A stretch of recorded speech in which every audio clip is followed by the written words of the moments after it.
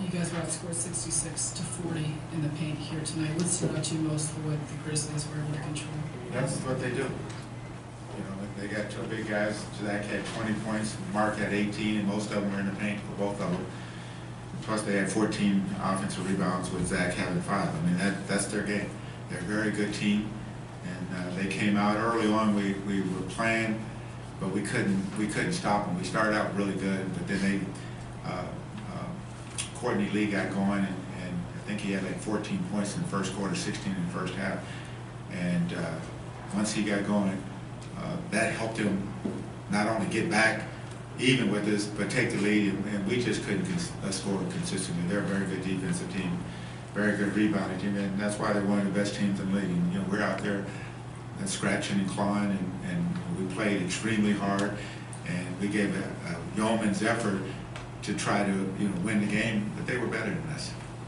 Turnovers low in that first quarter of 12. In the second half, it's kind of come up the last couple of games. Have you seen anything noticed out of your guys with them not taking care of the basketball at times? You just got to make good decisions. Life is about making decisions and making good ones. And you make bad ones, you know, bad things happen a lot more often. And we just have to be better with the ball and be decisive when we're going to do something, and not play in a crowd. Coach, now that you've seen the Grizzlies play in person and obviously seen them before tonight as well, what do you think is the biggest difference between when you were in Memphis with this team and the way they're playing right now?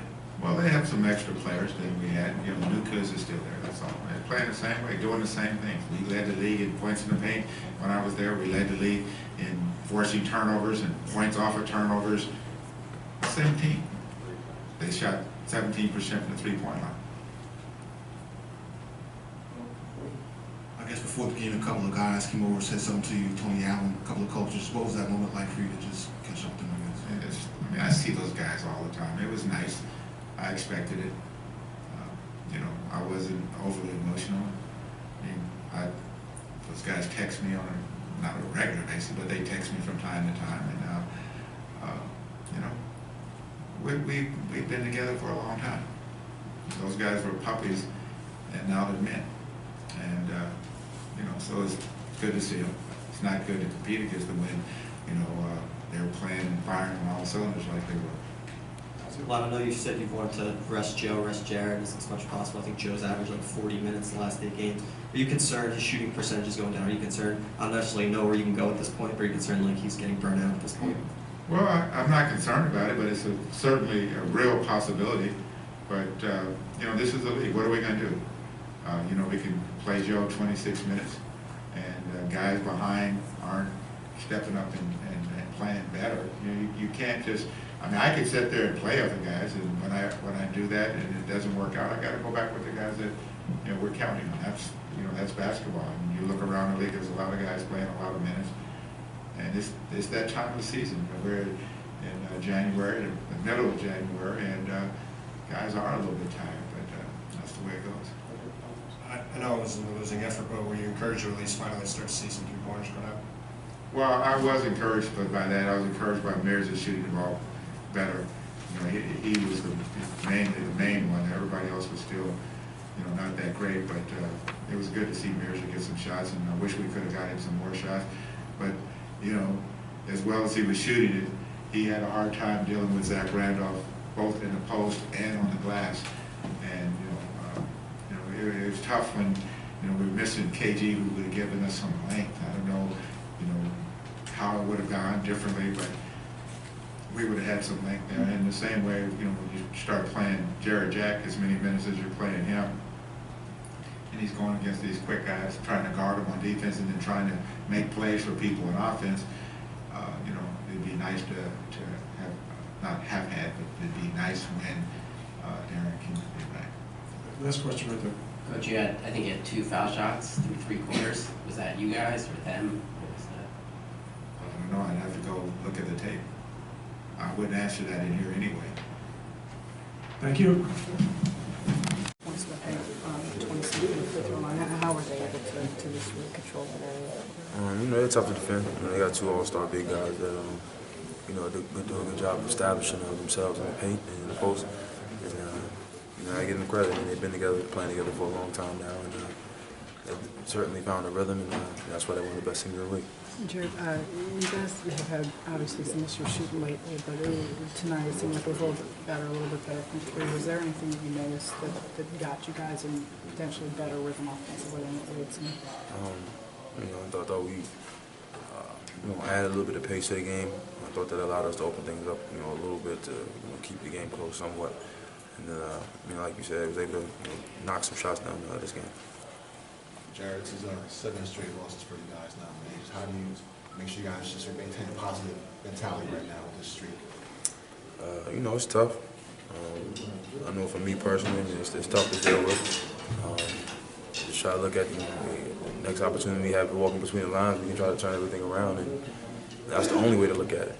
Just trying to look forward to Friday and trying to go out there and put out a complete 48-minute game and try to get a W.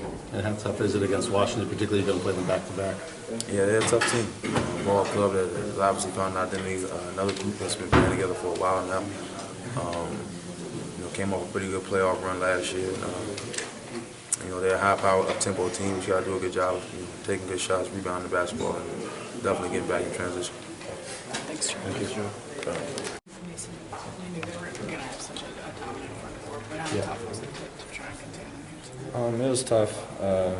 Gave them a lot of easy ones, a lot of and ones, a lot of dunks, and then putbacks. So, we didn't really give them enough resistance inside.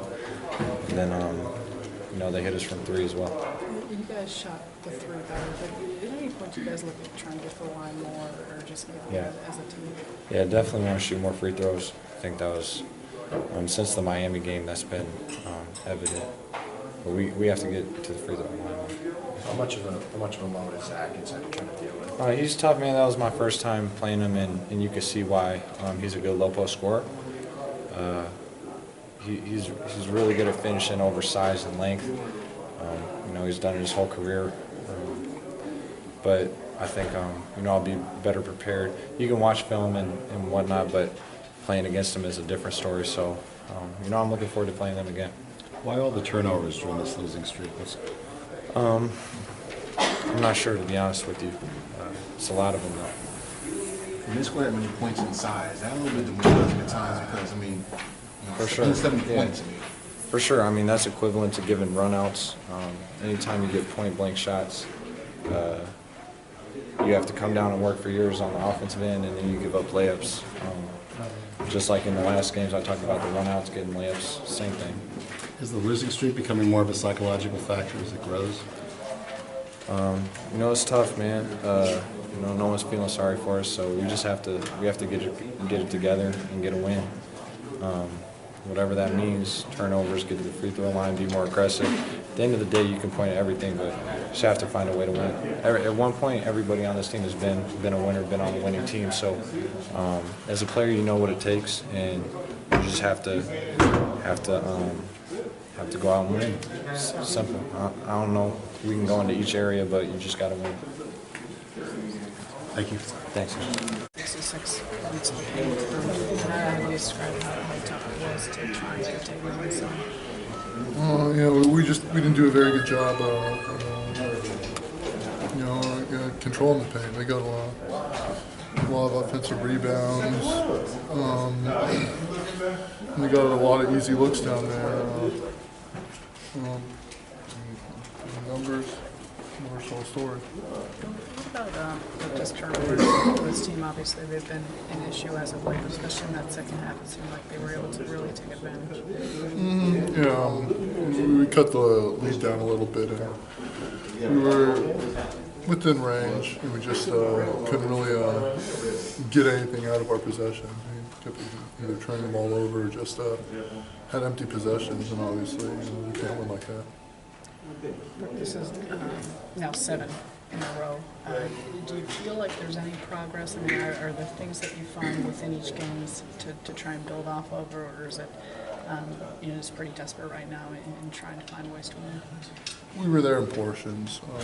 When we played well this season, we've been there pretty much the entire game, so it's just a matter of sustaining effort, sustaining defense, sustaining execution. You were running a second guy nearly every time you touched the ball. How tough was it for you and what they were trying to do to you defensively tonight? It was, I think they tried to do what they could to make it tough and frustrating, but it's not about me, man. It's about us as a team and how we can exploit other teams for make them pay for double teaming. And that's something we got to find out. We just got to keep playing, and we'll play our way through this and get out of it. And that's a part of what they do, but 66 points in the paint for them tonight. This is what made them so challenging to be able to keep out of the middle of the floor. I think with so much attention on Mark and Zach and pick and rolls with Conley, he was pretty much able to get in the paint and make plays. I know our bigs didn't want to come off their guy and try to block shots or keep guys out the paint, but no excuse. We can't blame the bigs. It's on us as guards as well to keep guys out the paint and help those guys rebound. So it was a tough night. 7 in a row now, Joe. Is there stuff that you guys can change, or is there just frustration that this might just be the way it is? No, it's definitely not just the way it is. We just got to keep playing and play a little harder and just keep helping one another. We'll get out of this and it'll turn around. Joe, how do you feel physically? Obviously, you've been playing just loads of minutes the early part of the season. Where would you kind of characterize where you're at physically at this point? I'm not 100%, but I'm okay. I don't think nobody at this point is 100%. We've obviously had a tough load on us, but I never make excuses, man. I'm here for my guys, and we'll keep playing through it. Thank you. Yeah.